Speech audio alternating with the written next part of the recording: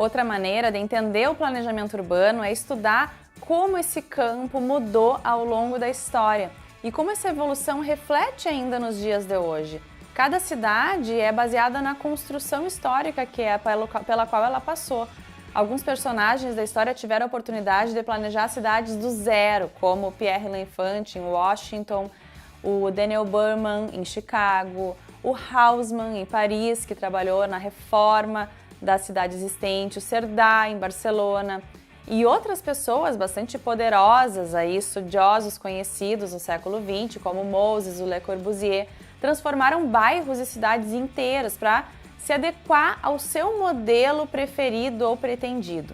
Depois que a ferramenta do zoneamento urbano ganhou popularidade, principalmente ali no início do século XX, os planejadores acabaram se concentrando muito mais ou quase que inteiramente na maneira como a terra vai ser usada. A gente fala uso da terra, uso do solo.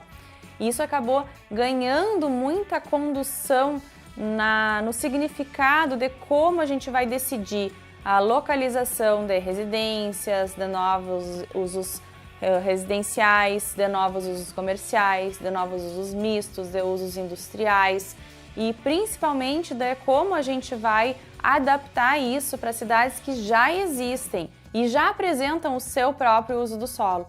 Então, muitas vezes a gente acaba vendo o planejamento urbano muito mais como uma legitimação do que já acontece de forma bastante tradicional dentro das cidades, do que de fato implementando essa visão de futuro, de como essa cidade deve ser ou que caminho ela deve percorrer para atingir certos objetivos. No século XXI, a gente tem visto o planejamento muito mais voltado para a base, inspirado em Jane Jacobs e consagrado em ferramentas jurídicas e políticas destinadas a proteger os interesses e os valores dos cidadãos. O novo urbanismo inspira ações de planejamento quando o termo planejamento urbano se tornou mais popular, à medida que a população passou a ter um interesse mais renovado pelas cidades. As pessoas são interessadas em saber como utilizar e dar novas dinâmicas para os espaços urbanos.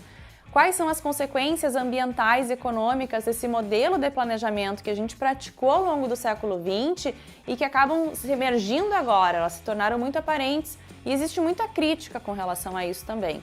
Então, até hoje, muitos debates contestam o futuro do planejamento.